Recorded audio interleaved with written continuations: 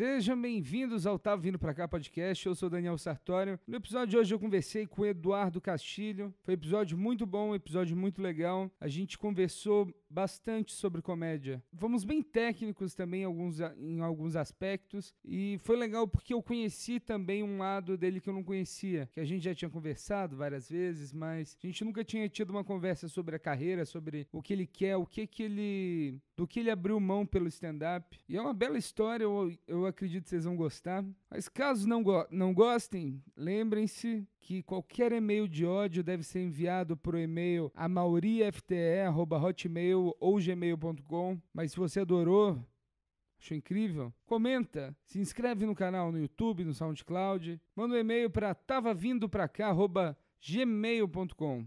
E é isso, espero que vocês gostem, até quinta que vem, muito obrigado.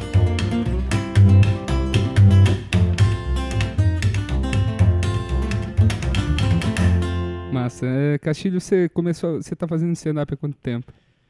Cara, mais ou menos uns 5, 6 anos, assim, que aquele começo nunca é algo muito definitivo, não tem, assim, tem o primeiro show, mas aí esse primeiro ano é muito ralo, assim, a gente vai fazendo muito picado, então tem mais ou menos uns 6 anos que eu comecei.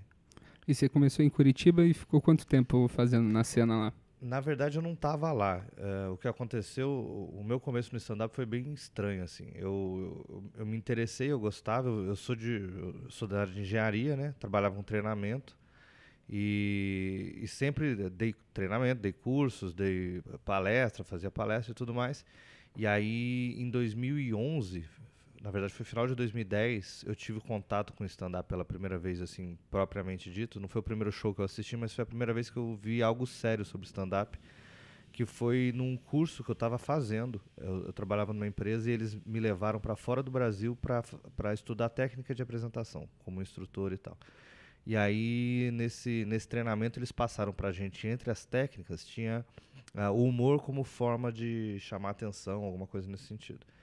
E aí era um capítulo pequeno que falava, assim, uma página que citava o humor para turmas que estavam, às vezes, dispersas, alguma coisa assim, e tinha algumas técnicas para a gente usar através de piada e tudo mais. E aí falava do stand-up, era um livro de treinamento americano, e aí eu fui ver, eu falei, pô, isso aqui é legal. E aí a hora que eu comecei a ler algumas técnicas, eu falei, cara, já faço isso no meu curso, muito de forma inconsciente. Eu falei, cara, olha, isso aqui, essa técnica eu faço sem saber que era uma técnica, né? De algumas brincadeiras, de você jogar, lá falava, eu lembro até hoje, de piadas em overhead, de você jogar situações sobre a cabeça das pessoas e não diretamente. Então ele dizia isso, uma regra no livro, isso até acho interessante para o treinamento, ele falava, nunca faça uma piada direta. Lembro até isso hoje. Então, justamente por ser um ambiente de treinamento, um ambiente sério, você não podia cair numa situação que fosse embaraçosa e tal, e isso gerar algum problema.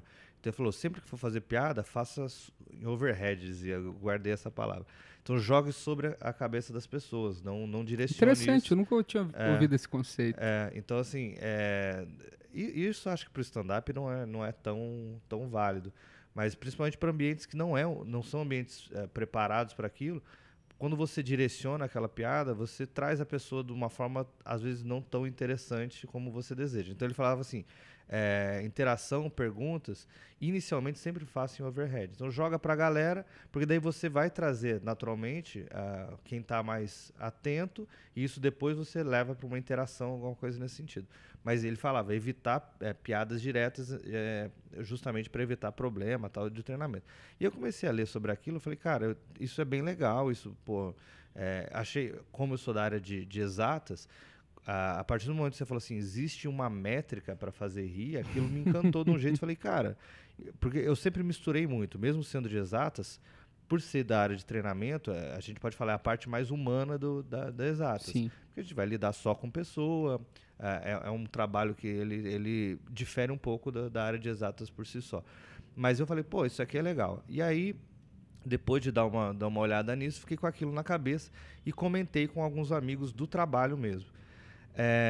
No ano seguinte, isso foi já 2011, 2012, apareceu um colega, estava organizando um evento. Foi assim, eu morava aqui em São Paulo E aí um colega de trabalho falou assim, cara, eu tô organizando um evento na minha cidade, no interior, para arrecadar fundos para a PAI, alguma coisa assim. Legal. E aí, na época, ele falou assim, eu contratei o show do Nelson Freitas.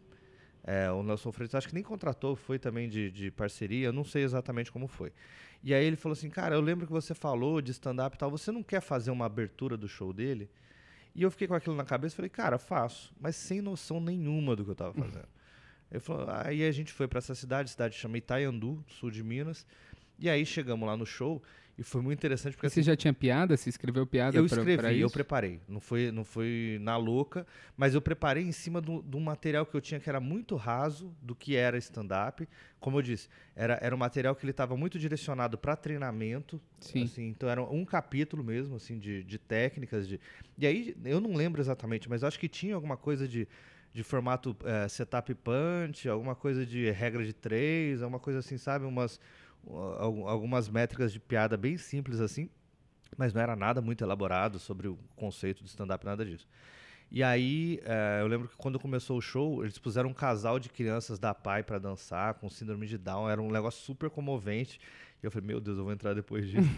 Aí a hora que eu subi no palco, eu até falei, cara, os caras vão rir de mim e falar, pô, esse retardado até que fala direitinho. Eu achei que ia rolar um bagulho meio assim. Meu Deus. Mas aí eu falei, cara, vou fazer. Não tinha... Aí, pô, tô nervoso. Eu tenho isso filmado até, assim, não tá divulgado, mas eu tenho guardado essa filmagem que uma amiga minha foi e fez. E aí foi, assim, eu subi no palco e fiz 15 minutos. Uma loucura total, não tinha noção nenhuma. Não tinha noção do que eu tava fazendo. Então, assim, eu não tinha direcionamento de nenhum comediante de stand-up. Eu não conhecia nem o Nelson Freitas. A hora que eu saí, ele tava no camarim puto comigo, com toda a razão, né? Tipo, cara indignado. Ele falou, cara, você vem abrir meu solo, você faz 15 minutos de show, o que eu vou fazer agora? E na época, o show tinha sido bem legal. Minha abertura foi um dos melhores shows, assim, no meu primeiro ano, sabe? Eu não consegui recuperar aquela risada por um bom tempo. E eu fiquei. E era um show para 800 pessoas na cidade. Era muita gente. Eu acho que até hoje, se eu não me engano, um dos maiores shows que eu fiz foi o meu primeiro show. E eu saí com a sensação que eu falei assim, ele tá puto porque ele tá com inveja, sabe? Tipo, porque eu entrei a primeira vez e foi muito legal e eu acho que ele não vai conseguir fazer o pessoal rir e fez. Foi uma porrada o show dele. Nelson Freitas a gente conhece no stand-up por outros motivos, né? Por parafrasear outros comediantes. Mas independente disso... Mas assim, na época, e a hora que ele saiu do palco, ele tava puto comigo ainda. E eu falei, cara, eu afundei minha carreira no primeiro show. Porque eu me queimei com um dos maiores comediantes do Brasil, que é o Nelson Freitas. Depois eu fui ver que não tem nada a ver com stand-up. É um cara que é completamente fora da cena. Não faz parte da nossa cena. Mas até então eu falei, mano, não vai dar pra fazer mais e tudo mais. Mas ali surgiu o interesse, entendeu? De falar, pô, vou fazer, acho que dá pra fazer. E aquela sensação, aquela primeira risada, aquela primeira palma que quando você recebe no palco, que é algo que muda. Tipo, até então, mesmo dando treinamento, você tirar riso com uma coisa que você que inventou, a gente sabe como é isso. E a primeira vez é um choque, né? É um choque, né? Muda... É uma mudança que vicia até, né? Totalmente. Aí depois disso, eu comecei a acompanhar o stand-up um pouco mais de perto. Eu falei, cara, deixa eu ver como é que é isso mesmo. E aí eu fui em alguns shows aqui em São Paulo e eu me interessei muito pelo Comédia Império na época. O Willy, acho que nem era Comédia Império, não sei se era, pra ser sincero, mas não era no Willy, era em outro bar ali, se eu não me engano chamava Santo Grau e tal. E aí eu fui num show, lembro ter conversado com o Thiago Carvalho depois do show e tal, e aí eu assisti um show da época de um comediante de Curitiba, que é o Lelo Matos. Sim. E eu adorei o Lelo. Falei, cara, que é isso, é nessa linha que eu quero fazer, eu gosto disso, que o Lelo tinha um texto mais limpo na época, assim, que a maioria dos comediantes que eu estava assistindo tinha ideias o Lelo era um pouco mais velho, eu acho, não posso até estar enganado, mas eram, na minha opinião, ideias um pouco mais maduras, assim, sabe, mais de adulto.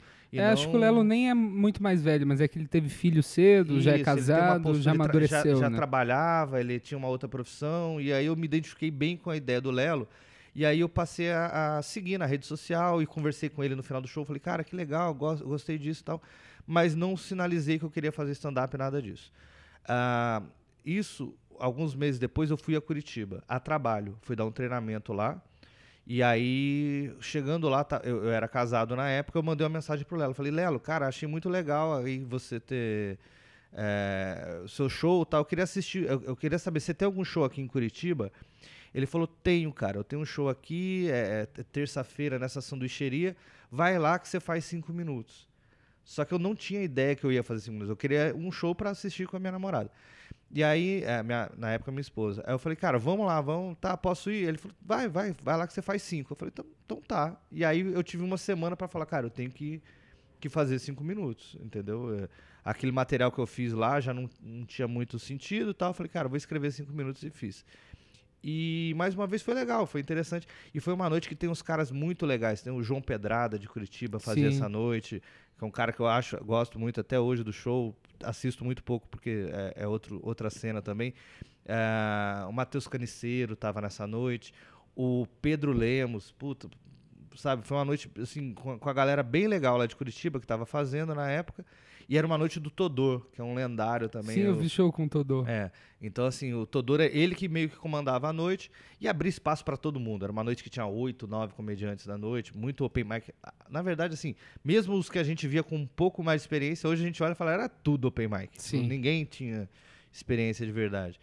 E aí foi legal, e aí eu fiz uma noite com ele, aí na mesma semana ele falou, cara, o Comedy Club aqui de Curitiba abre uma noite de open, pode ir lá fazer. E aí foi ali que eu comecei, eu falo que eu comecei em Curitiba, mas foram 2 semamas que eu fiz de show em Curitiba, mas que foi ali que eu me inseri de falar, cara, eu tô fazendo isso, entendeu? Sim, elas já setaram que você ia fazer isso. Isso. E aí eu fiz, aí foi uma quinta-feira que teve um outro show que eles já me colocaram, aí o Todor, na loucura dele, me colocou num evento, falou, cara, gostei do seu show, tal, vou ter um evento para uns alunos de uma universidade, você quer fazer? Eu falei, vou, cara. Ainda bem naquela loucura. E aí foram 2 semanas que, assim, ali eu sinto que eu fui picado, ali foi quando eu contraí o vírus do stand-up comedy mesmo, assim, tipo, nesse sentido. Eu acho que o stand-up ele tem bem essa pegada de ser viciante, né, a gente sabe, é bem uma droga mesmo. É bem uma droga, você começa, muda o jeito que você pensava, o que você queria, o que você quer fazer agora. E assim como a droga, ele leva tudo que você tem na vida, se deixar ele vai te viciar e vai acabar com... É mais ou menos isso mesmo, em muitos casos, e no meu caso foi muito isso também. Mas assim, o stand-up, ele vicia, ele te dá abstinência, se eu for... Nunca pensei muito nessa metáfora, mas se você for buscar, ele tem várias semelhanças com uma droga mesmo. Mas ali eu acho que... E assim como a droga, tem gente que vai usar e vai achar que não tem nada a ver, que não deu barato, e tem gente que vai ficar alucinado. E eu fiquei... E aí, quando eu voltei de lá, que eu voltei para São Paulo, que eu morava aqui na época, eu falei, eu preciso fazer isso em São Paulo. E aí eu fui atrás de tudo que é show, e aí eu rodava. E na época eu tinha um emprego bem estável, bem legal, assim, nessa área. Tinha uma condição financeira legal que me permitia fazer coisas tipo ir para Sorocaba, ir para Belo Horizonte, tudo por conta, sabe? Sem precisar de cachê, sem nada. Então eu rodei muito assim, eu fiz muito show, tanto que teve uma época, eu não sei se você chegou a acompanhar isso, Arthur, que a gente falava da canja, né, de você fazer uma participação, e eu pedia para dar canja, assim, aí no sentido de... Tem muita discussão sobre o que é open mic, não sei se você já chegou a tratar isso até Então, eu nunca nem tratei muito disso, porque eu acho que não vale muito a pena, mas sendo assim... Eu aceito open mic, tá? Não, porque a gente tinha na época, foi um conceito que surgiu meio geração 2013 do stand-up, 2012, 2013, que a galera começou a se ofender muito de ser chamado de open mic, e queria ser chamado de canja, mas a gente sabe que canja não é uma pessoa. Quem está no stand-up hoje tem a noção disso, que canja é você fazer uma participação. Um show menor, né? É uma participação. Então, assim, aquela história, a Ivete Sangalo pode dar uma canja no show do Carlinhos Brown, sei lá se foi um bom exemplo isso. Mas, tipo assim, o Rafinha Bastos pode dar uma canja no nosso show, como já aconteceu, entendeu? Não é uma posição, e sim uma situação. E aí... eu comecei como eu já tinha um pouco mais de texto, o pessoal já tinha uma aceitação melhor na cena, eu pedia muito para dar essas canjas em tudo que é show.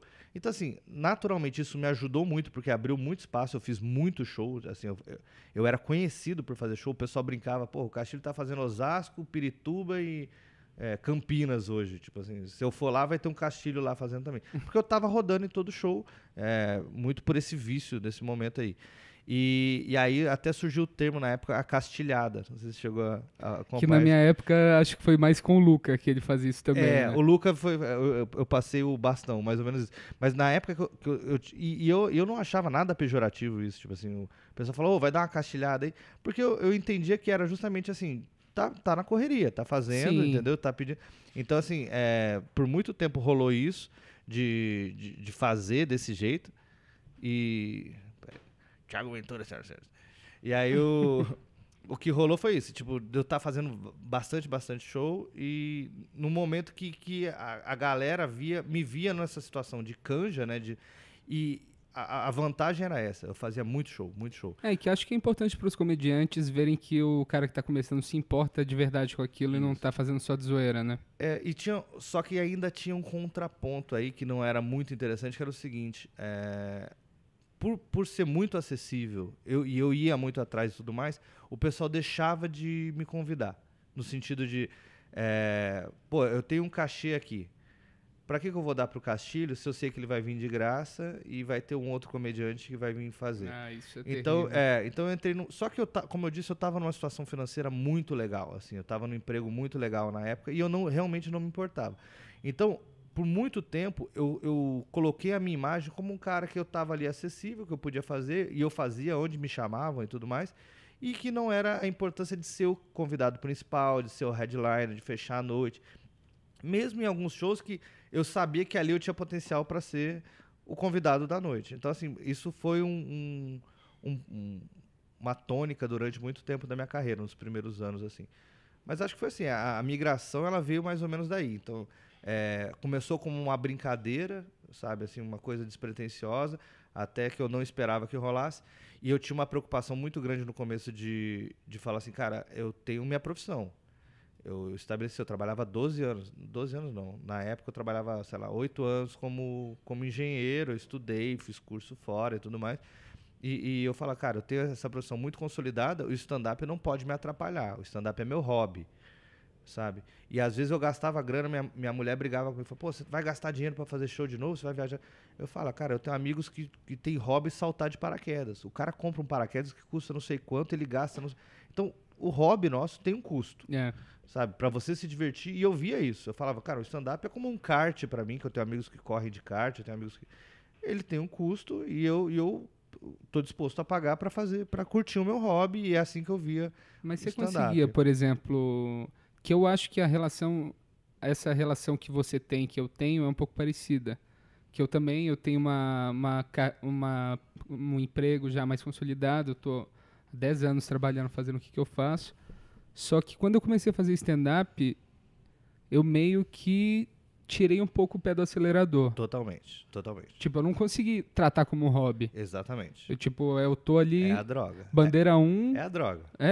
É de você falar assim, não, eu vou usar só de vez em quando, isso aqui não vai...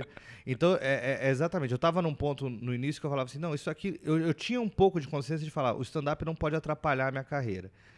E aí eu fui vendo que naturalmente foi atrapalhando. E não era assim atrapalhando de perder trabalho, de deixar de ir. Não era bem isso, não. Era assim, deixar de investir na carreira, de fazer um treinamento. Porque eu sou numa área de tecnologia que eu tenho que me atualizar. Então eu parei de correr atrás de me atualizar.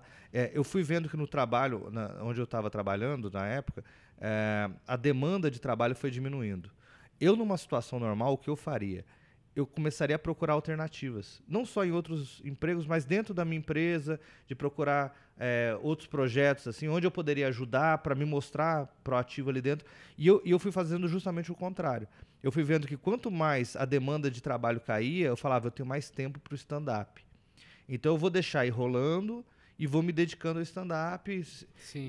Então não foi um processo assim de uma hora para outra, foi realmente pouco a pouco que foi acontecendo, mas aquele pensamento de no começo eu falava assim, olha, o stand-up não pode atrapalhar a minha carreira, chegou um momento que eu tava falando, cara, o meu trabalho não pode atrapalhar o stand-up. Exatamente. Então essa balança ela foi pouco a pouco pendendo, até o ponto que eu falei, cara, eu tava totalmente voltado, preocupado pro stand-up, e meu emprego virou realmente um segundo plano. O problema disso tudo é que o meu emprego é o que me sustentava. Exatamente, o problema que eu tenho também. Então, assim, eu tinha um emprego que era muito legal em todos os sentidos, principalmente porque ele me dava muita liberdade, eu conseguia fazer os meus shows, e aí chegou uma hora que, pô, não valia mais a pena para a empresa, e eu sabia que ia acontecer isso, sabe? Tipo, nem tanto porque, no meu caso, nem tanto porque eu não estava rendendo nada, mas porque o mercado foi mudando e eu não fui correr atrás do que precisava, assim, de outras oportunidades. Então chegou uma hora que eu falei, assim, que a empresa decidiu que não valia mais a pena, e aí foi a hora que eu falei, agora eu tenho que fazer o stand-up virar. Agora o stand-up tem que me dar dinheiro. E aí é a hora que choca também, a hora que você assusta, porque o stand-up não dá dinheiro.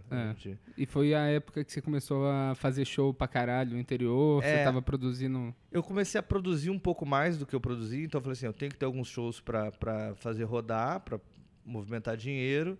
E aí, como eu peguei uma grana, rescisão e tal, do trabalho, eu trabalhei muitos anos, tal, eu tava com uma grana bem legal, de rescisão, daí eu falei, cara, eu vou meter a cara e vou abrir um comedy club. Foi a hora que deu a loucura. Caiu um projeto no meu colo e eu... porque assim, eu fui fazer um show, no caso lá em Goiânia, e aí eles estavam... Era um comedy que estava fechando, e eu falei, cara, esse comedy é muito legal, isso que não pode fechar, o que precisa para abrir? Os caras, precisa de uma grana. Aí eu entrei com a grana e assim, movimentamos o comedy lá funcionou um mês muito legal, lutou todos os dias. Só que, na verdade, eu entrei num barco furado e eu fui ver isso, já era tarde.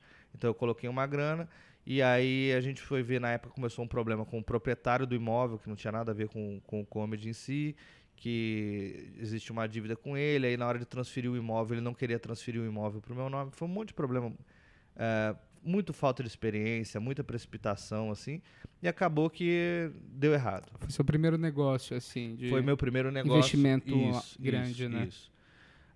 Valeu muito como experiência, assim, acho que tem... Não acho que foi uma experiência barata.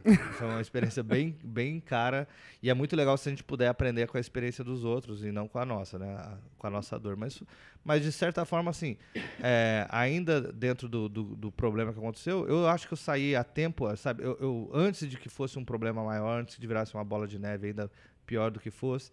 E aí, nesse momento de desespero, eu falei, cara, vou voltar e vou usar a comédia, vou tentar me reerguer com a comédia, e é o que eu tô fazendo, entendeu? Foi aí que eu fiz pela primeira vez meu solo. Falei, cara, preciso agora viver disso. E o solo é um produto que eu acho que te credencia um pouco como comediante também. Com certeza. A partir do momento que você fala assim, eu tenho um show solo... Porque eu já tinha uma hora de material, sabe? Mas eu não tinha um solo. E aí eu falei, cara, eu preciso... na verdade, assim... Eu tenho bem mais de uma hora de material, mas aquela história, às vezes vem o Open Mic falar comigo, cara, eu tenho 30 minutos. Então, assim, vamos ver o que é efetivo disso, o que dá pra gente montar num show único, o que vai dar uma dinâmica, vai dar uma mensagem também uma do mensagem, show. algo que... Porque mesmo eu tenho isso, sempre, o meu estilo de comédia, de stand-up no palco, eu gosto muito de ser natural. Parece que realmente eu estou contando uma história, eu gosto de uma linearidade nessa história, e eu sempre tentei, em todos os meus textos, amarrar com um texto posterior. Então, assim, vai ser muito difícil você ver eu no palco falar o seguinte, mudando de assunto... Sim. Ou às vezes o pessoal faz, troquei de assunto mesmo, foda-se, aquela piadinha assim. Não que eu acho que tá errado, muito pelo contrário. Mas eu tô dizendo, no meu estilo, eu sempre tenho tudo muito amarrado. E o meu solo, a ideia era isso, assim, passar uma linearidade, que o cara não sabe a hora que acabou um set, a hora que começou outro. Que seja uma história contada, com princípio, meio e fim.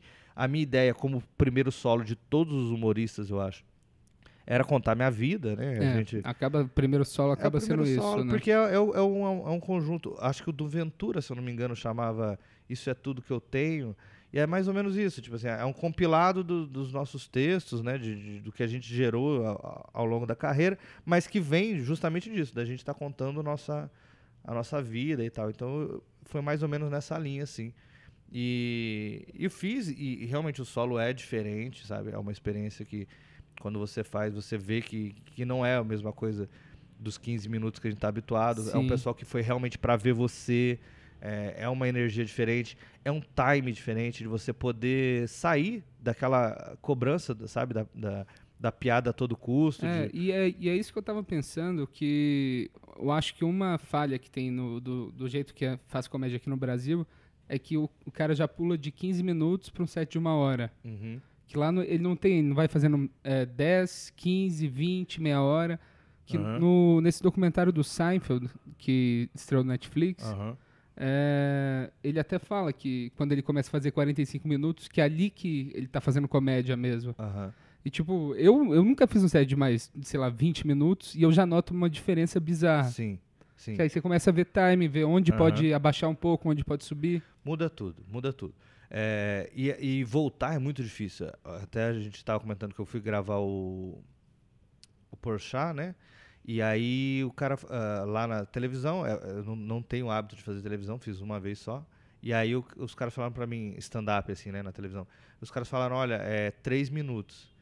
E aí você explode a cabeça. Você realmente fala...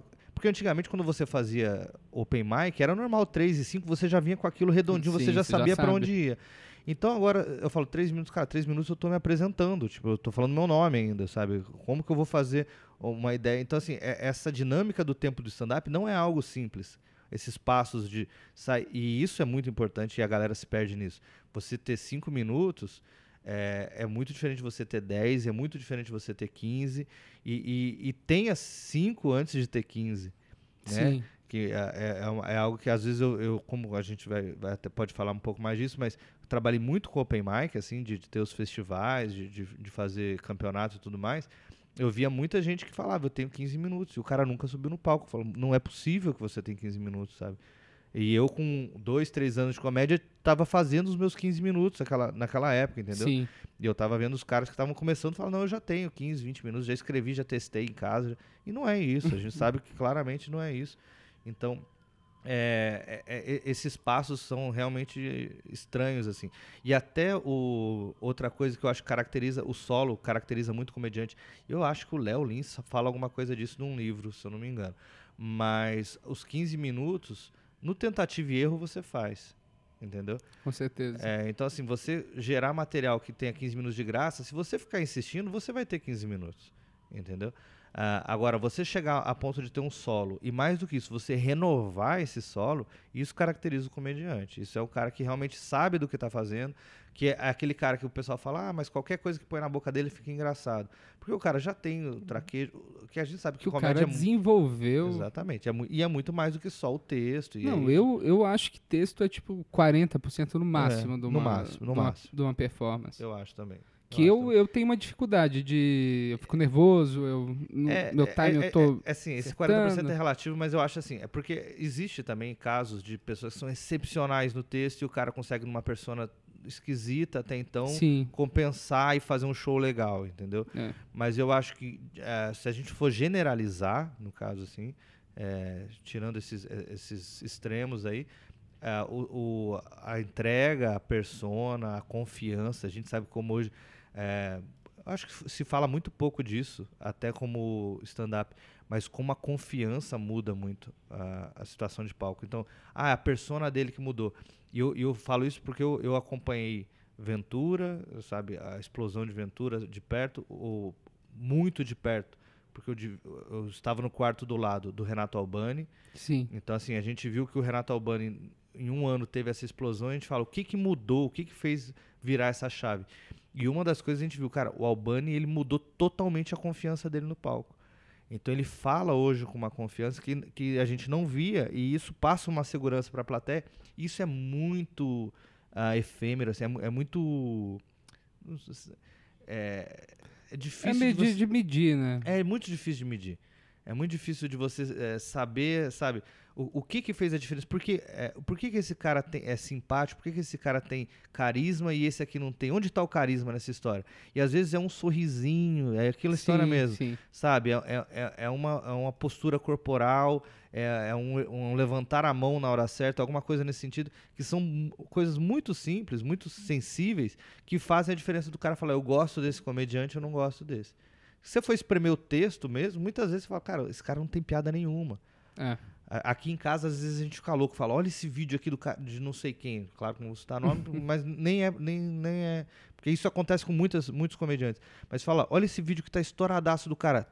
não tem nenhuma piada. Ou tem uma piada, entendeu? O vídeo inteiro tem uma piada, um vídeo de 5 minutos, e o vídeo tá estourado e, tipo, por quê? Mas é isso, sabe? É que a piada é apenas mais o texto em si é apenas mais uma variável. E essa que é a maior dificuldade que eu tenho, por exemplo, de achar o engraçado fora do texto também. Uhum. E tem gente que que já é mais expansivo. Sem Eu não sei dúvida. se você já era um cara mais expansivo. Eu acho que você Cara, tem uma postura diferente do palco, que... Eu experimentei algumas coisas, eu sinto assim, eu tenho vídeos que eu olho que eu lembro e falo, cara, eu lembro que eu tava fazendo isso desse jeito porque eu tava experimentando.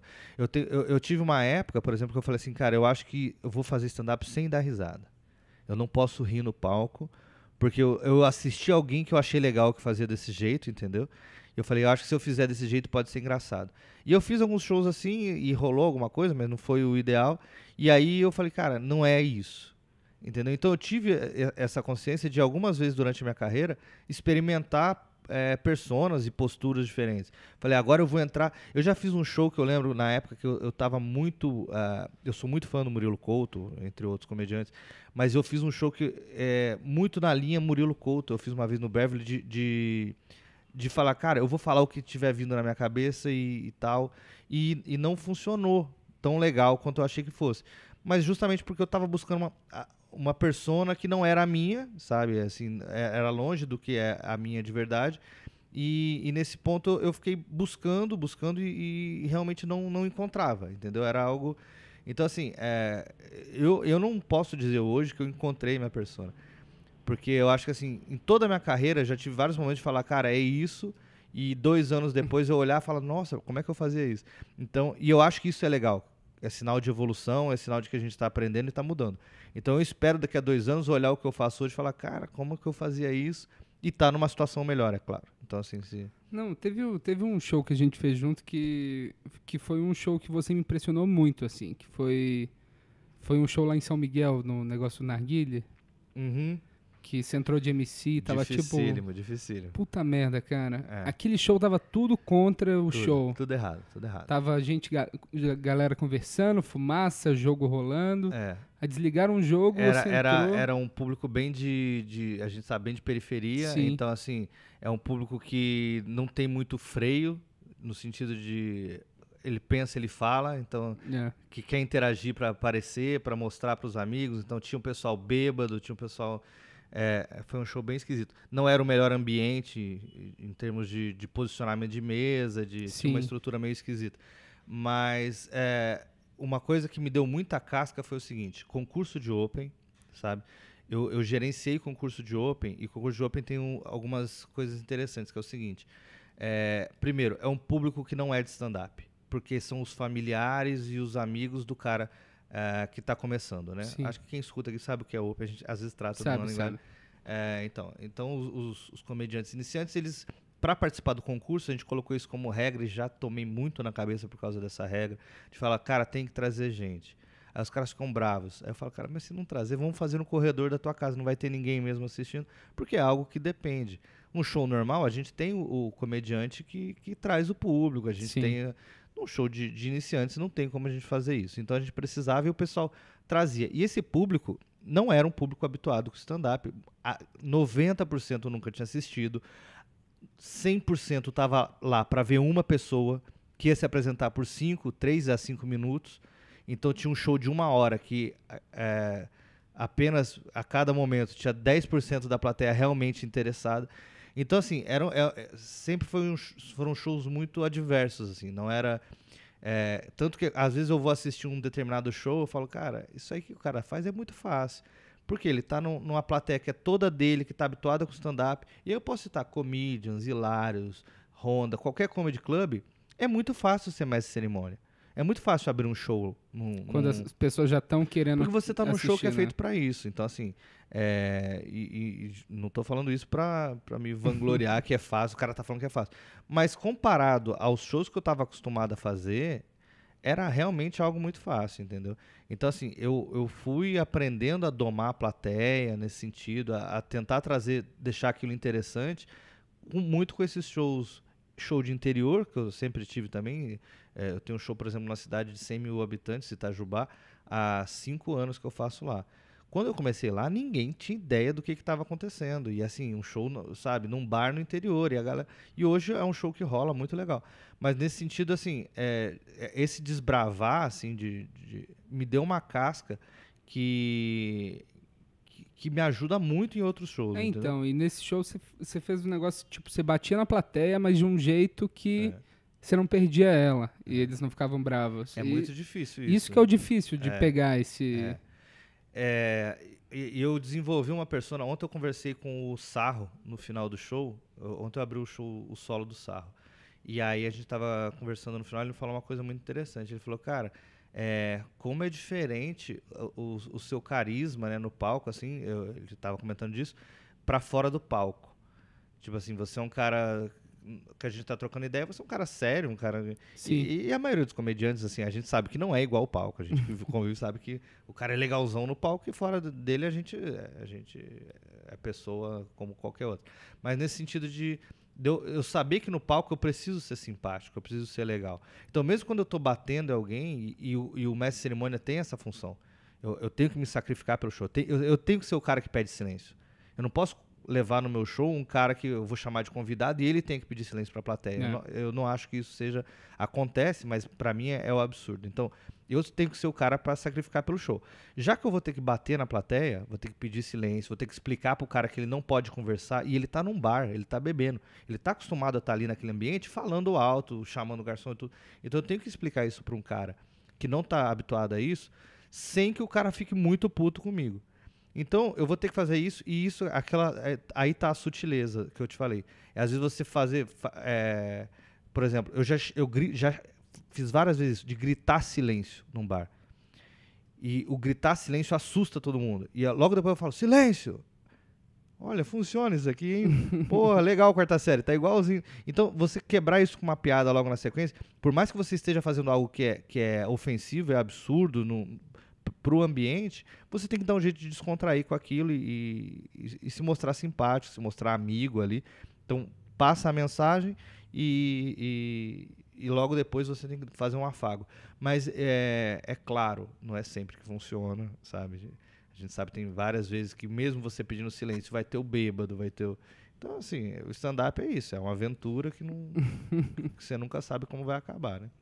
E o seu solo chama Perda Total. Perda Total. Que você fala sobre essas coisas que, tipo, do stand-up e como você foi perdendo coisas, realmente, né? Isso.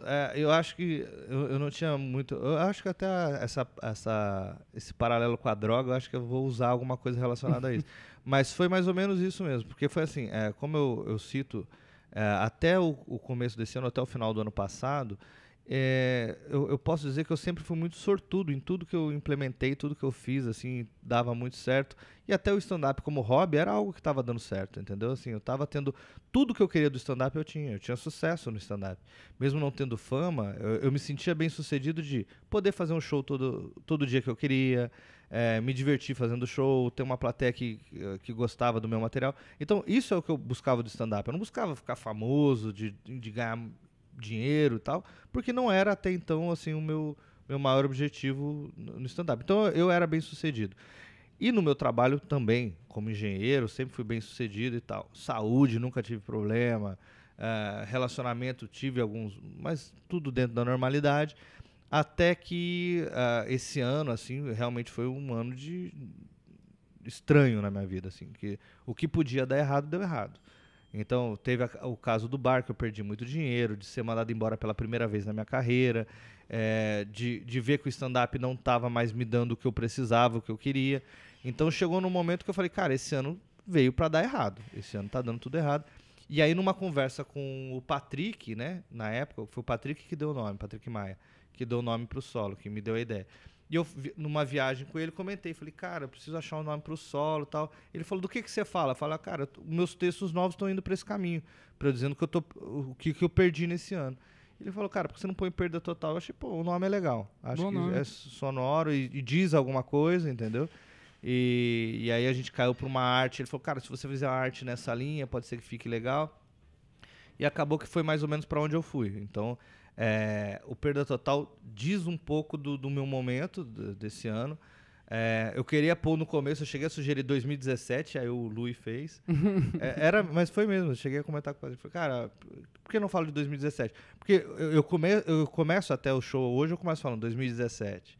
Porque foi um ano que realmente mudou muita coisa na minha vida. E aí já existe o nome, mas eu acho que Perda Total é melhor que o nome do solo do Lui.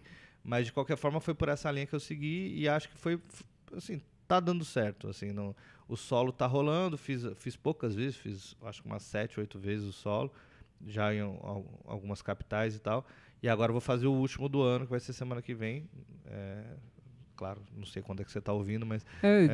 Esse episódio vai ser publicado no dia de amanhã que a gente tá gravando. Tá. Na quinta-feira, dia 8, talvez? Acho que é. E então vou fazer meu último solo agora do ano e tô bem esperançoso. Acho que tá um material bem legal. Tô bem satisfeito assim com o formato que ficou o solo. Você falou sobre a galera que você viu muita gente começando, né? Uhum. Você viu muita gente cru que tá fazendo até hoje. Até o que aconteceu. Essa semana me fizeram uma pergunta e eu fiquei por um tempo tentando responder e não consegui. Fiquei muito triste com isso. Me perguntaram, cara, quem que começou com você que deu certo? Aí eu falei, cara, nem eu dei certo, pra falar de verdade. Tipo assim, o que é dar certo? Mas assim, passou muita gente assim. Fiz alguns amigos, fiz muitos inimigos com o concurso de Open. Acho que vinha muita gente despreparada e muita gente que não estava preparado para ouvir o que queria. O comediante, por natureza, a gente sabe que ele é um ser de ego exacerbado, assim, ele tem um problema, uma crise de ego que é dificílimo. E todo mundo tem porque você quer risada, você quer aprovação. Mas eu sinto assim, na área da comédia é muito mais difícil. Por exemplo, eu venho da engenharia. Na engenharia, se um amigo, um colega de trabalho chega para mim e fala assim, cara, eu tô com esse projeto aqui. Eu falo, cara, eu acho que tá errado esse ponto aqui, você devia mudar isso aqui. O cara fala, beleza, deixa eu dar uma olhada. Você tem razão. Ou, não, acho que tem que ser assim mesmo. E acabou. Não tem sentimento, não tem, sabe, revolta, não vai ter... Se você chegar para um comediante e falar, cara, isso que você tá fazendo acho que não é legal. Aquilo ali pode gerar um problema de tamanhos, assim, inimagináveis. Então, o comediante ele tem um carinho pelo material dele, não só pelo material, pelo conteúdo, pela forma, tudo, e que é muito difícil aceitar crítica ou aceitar. E eu acho que mesmo uma crítica, ninguém tem que aceitar. Acho que todo mundo tem que aceitar, mas ninguém tem que obedecer. Sim. Mas você tem que ouvir. Pode ouvir e falar assim, faz sentido ou não faz sentido. Cara, uma vez Cambota falou pra mim, cara, falou, teu show, eu fui abrir um show do Cambota e falou, cara, gostei e tal. O Cambota é muito, um gentleman, né? Jamais que ele seria rude com nada que ele falou pra mim. Mas ele, claro, elogiou antes de falar e falou, cara, mas acho que toda piada sua você tá fazendo um rabicho ali que não precisa. Você tá falando coisas depois da piada e eu nunca tinha reparado isso. E aquilo, numa forma, estourou na minha cabeça. Eu falei, meu Deus, eu faço isso, cara, e não percebia. E aí eu comecei a me policiar para tentar diminuir isso, sabe? Então, assim, são críticas que vêm para construir. Eu sei que ele jamais falou para me diminuir isso. Ele falou porque ele acha que ia melhorar se eu implementasse. Como eu podia falar, não, eu acho que isso aí é parte do meu estilo, então não vou mudar. Então, como eu trabalhei com open mics, acontecia muito do cara vir no final do show e falar pra mim, o que você achou? E eu não costumava filtrar. Ele querendo elogio, né? E o cara vinha pra pedir elogio, porque ele arrancou meia dúzia de risada. Como eu falei, tinha a mãe dele que tava ali na plateia, que puxou um aplauso, tava os amigos de colégio, e aquela história fazia todo sentido pros amigos de colégio dele, e não fazia sentido pra mais ninguém da plateia. Então, muitas vezes eu cheguei pra comediantes e falei, cara, olha, não acho legal, não. Isso aí não é por aí, acho que você não deve fazer piada nesse sentido, porque... E aí, cara, é muito difícil, porque assim, eu acho, é muito ruim quando você põe regra na comédia, como manifestação artística, você não pode ficar podando, muito pelo contrário. Porém, a partir do momento que o cara pede a minha opinião, essa é a minha opinião. Sim, não quer dizer que é uma regra, não quer dizer que o cara tem que fazer, entendeu? Não acho que seja por aí. O cara fez uma piada que ele, ofende, não sei o que lá. Se ele acha legal, vai nessa. Não, talvez não me agrade isso. Entendeu? A ponto de eu falar, cara, olha, acho que não devia fazer. Mas é a minha opinião. E muitos caras não sabiam aceitar esse tipo de situação, entendeu? Já tive caso do cara falar assim, eu tenho mais texto, tenho mais que 5 minutos, tenho 10 minutos, posso fazer. Eu falei, cara, você não tem 5 minutos. E o cara não aceitar isso como... aceitar como sendo a pior crítica de todos os tempos. E aí eu sei de vários open mics que me tratavam, o cara é arrogante, o cara é um babaca, o cara... E aí, cara, é o preço que a gente paga, às vezes, por ser quem é, entendeu? É o meu estilo também, e aí é difícil você agradar, e nem era a minha intenção também, ficar agradando todo mundo, seja para que lado fosse. Mas, de qualquer forma, assim, como eu disse, eu tive muitos problemas nesse sentido com open mics, da galera pegar uma visão, e sinceramente, como eu falei, eu fazia o negócio porque eu gostava da cena, eu gosto da cena, eu gostava do stand-up. Então eu não fazia pra ganhar dinheiro. Cara, o concurso de open mic nunca me deu dinheiro, pelo contrário. Sabe, eu só pus dinheiro naquele negócio de divulgação, de fechar o bar, de não dar bilheteria, de noite cancelada. Ficava doido, cara. Porque eu corria atrás pra fazer o concurso pros open, aí no dia o cara falava, não posso ir, cara. Não posso ir porque aconteceu isso. Aí você fala, cara, e o compromisso, cara? Entendeu? Tipo assim, é isso que você quer na sua carreira? E às vezes não era, entendeu? E eu errei nisso também. Eu tenho um caso que me marcou até, marcou com outros comediantes que sabem dessa história, mas de um cara que não podia, que em cima da hora eu estava já com uma sequência de shows cancelados no Bar ao Vivo na época, e estava o projeto para acabar, e aí no dia do show, um dia antes, ele falou, cara, não vou poder ir. E eu falei, cara, por que não? Aí ele teve um problema pessoal dele, e eu falei, cara, que falta de compromisso é esse, cara? É assim que você quer ser comediante? Tipo... tem que ser profissional, cara. O Jansen Serra, a mãe dele faleceu antes dele subir no palco, e ele subiu no palco. Você entendeu? É verdade isso? O Jansen foi fazer um show. Merda. Então, assim, é claro, eu não faria, não tô dizendo que isso é o normal. Mas eu falo assim, isso é compromisso, cara. A gente trabalha, a gente quer viver disso. Então, assim, e eu queria tratar, na época, open mic como profissional, como cara que tem esse compromisso. E os caras, muitas vezes, não têm. Falam, pô, é isso que você quer pra sua vida? Às vezes não era, entendeu? Não, eu falo, cara, não, eu só queria brincar aqui e não vou. Acabou. Meus amigos não querem ir, eu não vou. Ou qualquer outro problema. Tô com um problema aqui, não vou. Então, na época, eu criei algumas situações que foram muito ruins até, justamente por essa falta de preparo. Mas não existe regra, não existe cartilha que explica isso. Então, eu gerei situações com pessoas que eu falava, cara, como assim você não vem? E o teu compromisso? Você não quer ser um comediante? O cara falou, quero, mas não vou. E acabou, não consegui. Falei, pô, mas você não foi atrás? Então, eu cobrava dos caras sem precisar, fora de hora, entendeu? E isso, a minha experiência com o Open Mics foi bem traumática nesse sentido, sabe? Eu desisti muito de produzir. E aparece uma galera bem doida também, Aparece muito maluco, cara. Aparece muito maluco. E tem muito cara que vem assim, os caras querem te cobrar, entendeu? Eu recebo até hoje mensagem, falo assim, Castilho, me marca aí no show e tal. Eu falo, cara, como assim? Ele falou, não, pô, 5 minutos não vai atrapalhar. Não, cara, calma, não é assim. Quantas vezes você foi assistir esse show? Porra, eu antes de subir no palco do Willy, e o Carvalho já falou isso até em entrevista, uma vez eu vi num vídeo e tal. Ele lembra que eu, antes de pedir pra fazer o primeiro Open Mic no Willy, eu tinha ido pelo menos umas 8 vezes lá assistir. Eu tava vendo o que era aquilo, estudando, acompanhando e trocava ideia no final. Falei, pô, que legal o teu show, não sei o quê. Antes de chegar pra ele, eu falei, cara, posso fazer 5 minutos? Então é isso, cara. Sabe? Não é saudosismo de falar, a minha geração não chega a esse nível de falar, antigamente a gente batalhava e hoje os caras querem... Sempre teve os caras que querem tudo acha tudo que pronto, né? Acha que tem o direito. Ninguém tem direito, cara. O cara batalhou pra fazer um show. E isso acontece muito.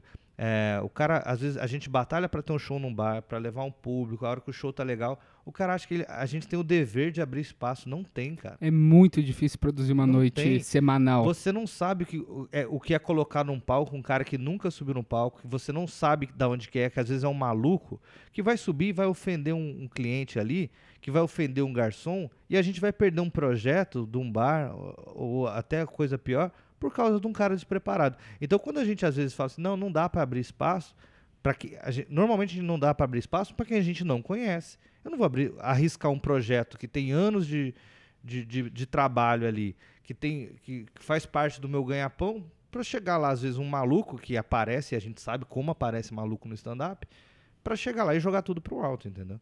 faz uma piada ofensiva racista pra um cara, o cara vai mete um processo no bar, acabou. Entendeu? Acabou a história do... É mais ou menos isso. Quando eu comecei, eu acho que eu ainda peguei uma leva que... Eu acho que essa geração de Open que veio depois da minha é muito mais gente do que a galera começou comigo. Não sei, tem 1000 ondas, assim, né? O stand-up, Então. vejo que vem em ondas, assim. Tem uma época que aparece um monte, aí daqui a pouco dá uma desaparecida, daqui a pouco vem mais um monte. E aparece junto ainda, né? É estranho, né? E eu, Não sei por que eu isso. percebi isso um dia que eu fui no Season, lá na noite do Kenny, e eu vi vários Opens fazendo que eu não conhecia, Uhum. e eles já tinham aquela relação de amizade, igual eu tenho com a galera que começou 2 anos atrás comigo. Aham. Mas eu acho que falta muito espaço ainda. Eu acho que a cena ela precisa se ajudar mais. Tipo, isso que você fazia de fazer um campeonato de open mic e tal. Aham. Tem poucos, e só tem campeonato. Noite de open mic mesmo, que não é campeonato. É porque o campeonato, na verdade, era mais pra ter... Eu até entendo, assim, não acho que era o modelo ideal. Acho que não faz sentido nenhum, na verdade, você fazer um campeonato de humorista. Sendo bem sincero. Sim. Mas por que a gente fazia? É porque a gente precisava, de alguma forma, de fazer o cara trazer mais gente. Porque é o seguinte, no campeonato, quem ganhava à noite passava para uma próxima etapa, então ele tinha mais espaço. O comediante em começo de carreira, o que ele quer? Espaço. O cara fazia o campeonato, não era para ganhar o prêmio, era para poder no final fazer uma noite... E o prêmio dava alguns shows também. Então na premiação, o mais importante da premiação, eu ganhei um campeonato de open mic no começo da carreira, que era a noite do Mickey aberto, que na época era o campeonato mais legal que tinha, assim, era o principal campeonato de open mic da época e tal. E eu ganhei, e eu lembro que na época tinha alguma coisa, não sei se tinha premiação de dinheiro, acho que nem tinha, mas assim, na época quem ganhasse ia pro Risológico. Os caras tinham arrumado, ia mandar com passagem pra Curitiba. O que era o Risológico? Era um eu não cheguei a festival pegar. lá em Curitiba, era um festival de humor, se eu não me engano, que o Diogo fazia, ou faz ainda, não sei, posso estar enganado. Mas acho que já tá parado. Depois a gente pode pesquisar isso aí. Mas era um festival que tinha lá em Curitiba e os caras falaram, não, você vai lá no Risológico e vai apresentar. Eu falei, porra, que legal. No ano que eu fiz, o Risológico caiu. Não teve Risológico aquele ano. No ano que eu ganhei. Se eu não me engano, foi 2012. E aí os caras falaram assim, então, você não vai poder fazer, mas a gente vai conseguir uns Open aqui em São Paulo pra compensar.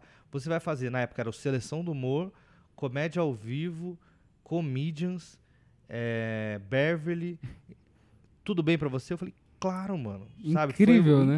Incrível. Tipo, pra mim, eu falei, que sensacional, vou poder mostrar meu trabalho em todos esses lugares. Então, o Open Mic, a principal premiação é você conseguir show pros caras. Então, eu precisava convencer os caras que... por que eu queria essa premiação? A premiação, você vai fazer vários shows. Porque o cara tinha que entender que o voto para ser o campeão da noite era o voto da plateia. Sim. Então ele precisava levar mais gente. Então era um ciclo fechado que a gente precisava para viabilizar o show. Você poderia viabilizar de outra maneira? Poderia, sabe? Tentei de outras maneiras, não foi a única. Mas a gente fechou que, se eu fizer em forma de campeonato, com premiação, com mais shows, o cara vai se forçar a trazer os colegas, vai encher a casa e vai estar todo mundo feliz. O dono do bar vai estar feliz, eu vou estar feliz de estar fazendo um show com um pessoal legal, e os comediantes vão estar felizes de apresentar para bastante gente. O que acontecia? É injusto? Totalmente. Mas qualquer campeonato de comédia é injusto. A gente tem que entender isso. Eu perdi pro meu arqui-inimigo de Cardoso. Pois é, você tá vendo? De Cardoso eu te odeio, cara. Exatamente. Eu fiz um concurso na época até. Eu fiz com o Flávio Costa. Não sei se chegou a conhecer um Open Mic. Na época ele parou de fazer. O Flávio... Não sei quem que é. Redução de estômago até.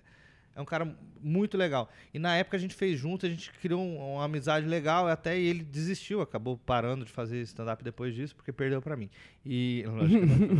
Mas ele foi pra fora do Brasil trabalhar e tal, foi bem legal. Mas de qualquer forma, assim, nesses concursos a gente cria, aliás, a gente cria amizade com o pessoal. Eu tenho certeza que você falou do de Cardoso, mas você tem uma relação bem legal com ele. Você não vai ficar puto com o cara que ganhou de você. E muitas vezes você sabe que o cara que ganhou de você não quer dizer que ele seja melhor. E é claro isso. Só que muito open mic não consegue entender isso. O cara é competitivo no nível que ele não consegue... Cara, o que eu quero deixar claro. Você comparar em termos de melhor ou pior, qualquer manifestação artística é perigoso. A gente está numa época, e aí não vou entrar nesse mérito de os caras julgarem o que é arte e o que não é, que eu acho que é a maior babaquice.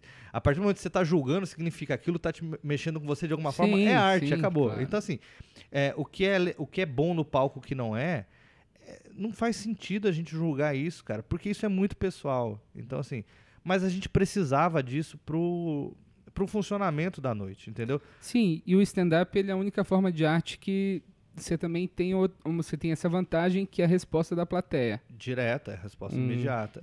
Uma peça não tem. Isso, mas ainda assim a gente entende que nem sempre o que teve melhor resposta de plateia é o melhor, no sentido de melhor pra mim.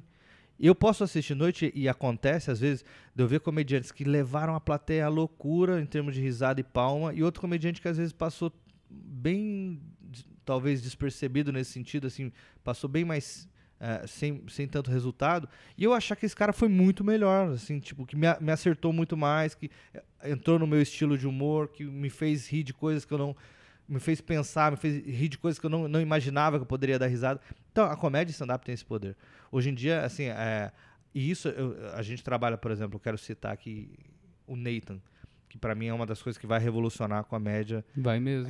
Ainda não no formato que tá. Não apenas, eu acho que ainda tem muito ali pra crescer em todo sentido. Hoje eu vejo que, assim, a nata da comédia tá ali, stand-up, de raiz, assim, stand-up, quem tá trabalhando nisso mesmo. E ali surgem ideias que a gente fala, cara, isso vai ser muito legal se a gente conseguir implementar, e eu acho que vai crescer nesse sentido. Mas no Nathan tem isso, a gente sente isso às vezes na plateia. Como tem figurões ali, a gente sabe, tem os caras, a elite, Murilo Couto, Renato Albani, Thiago Ventura, Afonso Padilha e outros, Nando Viana, todos esses caras que são realmente os nomes da comédia, foi o Rafinha Basso. Sim. A reação de plateia para eles é naturalmente diferente para mim, que sou... para a maioria ali anônimo, né? Então, quando entra um anônimo, existe toda essa desconfiança. E eu acho que, ao mesmo tempo que é ruim, em termos de você falar, porra, o pessoal tá rindo disso, cara.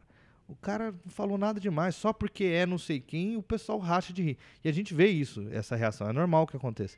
Mas é muito legal quando eu consigo surpreender uma plateia que não me conhece a nível de falar, cara, esse cara realmente, ele é...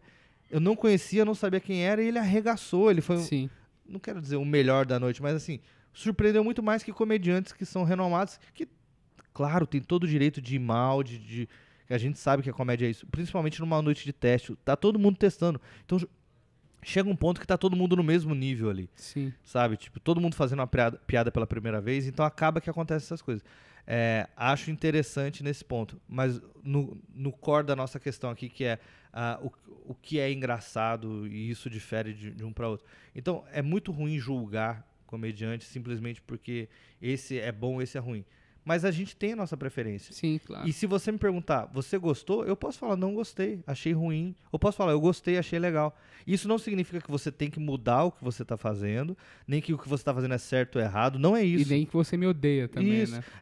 Assim, polemizando um pouco. O cara ficou pelado, disse que é arte. Você gostou? Legal. Você não gostou? É a tua opinião. Você tem direito de não gostar. Você tem direito de falar assim, ó, galera, não vai lá. Eu acho que vale, entendeu? Você gostou da minha piada? Legal, que bom que você gostou. Você não gostou, você tem direito de falar, não gostei da sua piada. Não vou no seu show. Pessoal, não vá no show dele porque ele faz piada com isso. Se é uma piada que eu acredito, eu vou bancar. Sim. Vou falar, olha, eu acho que é isso. Quem quiser, quem gostar, vai vir me assistir por causa disso. Se eu achar que é uma piada que não vale a pena, eu posso até tirar, entendeu? Mas me faz pensar, entendeu? Me faz refletir e falar, cara, essa piada realmente você falou, cara. Eu não tinha me atentado que essa piada é ruim nesse sentido. Vou tirar. Não tem problema nenhum em fazer isso. Eu não posso tirar uma piada que eu acredito e confio por pressão dos outros. Aí eu acho que aí é se vender. Mas não sendo isso... É que eu acho que no final o que vale é o seu senso de humor, né? O que você acha engraçado. Exatamente. E não tentar fazer pelo que tá rolando. A gente chegou nos minutos finais aqui. Beleza. Queria saber se você quer dar algum recado pra galera, quer falar do seu solo, que dia que é, ingressos, eu tô com um descontos para ouvintes.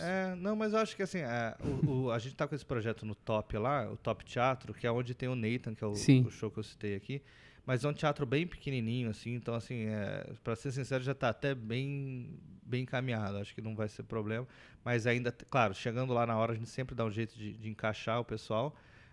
Vai ser dia 14 de novembro, véspera de feriado agora, no Top Teatro. Eu acho, assim, para deixar como mensagem final, eu não tenho muito assim, a acrescentar, porque eu acho que assim, eu não lembro qual que foi a frase de efeito que eu ouvi esses dias, mas era alguma coisa assim: desconfie de alguém que te ensina alguma coisa que não criou nada. Não era isso, não. Era uma frase bem legal, mas se eu soubesse falar agora ia ficar bem massa. Mas era tipo assim: é difícil eu dar um conselho, sendo que eu não sou um cara que realmente deu certo nesse sentido. Até o Perda Total é mais ou menos isso. Eu não sou um cara que... Eu não tenho receita de sucesso. Então eu não posso te falar, cara, faça isso porque vai dar certo, porque eu não sei. Se eu soubesse, eu tinha dado certo nesse sentido. Mas assim, eu sempre tive, até hoje, ainda acho que tenho da comédia tudo que eu precisei dela. Sabe? Eu sempre... Eu me considero bem sucedido, como eu falei, porque assim... tudo que eu busquei fazer com a comédia, o prazer de estar no palco, eu faço a comédia muito pelo palco.